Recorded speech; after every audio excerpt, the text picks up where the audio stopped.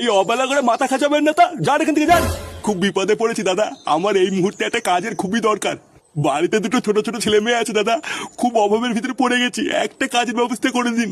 আরে রাখুন তো আপনার অভাব, আপনাদের মতো লোকদের না ভালোভাবে চেনা আছে।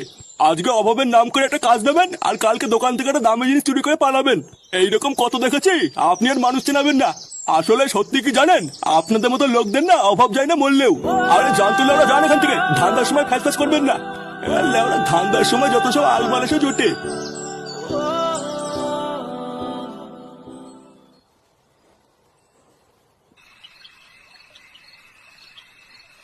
দেখো পটুদা, তুমি যাই বলো তাই বলো, আমাদের কিন্তু মালের টাকা ঠিক জোগাড় হয়ে যায়। হ্যাঁ রে বড়া, তা যা বলেছিস।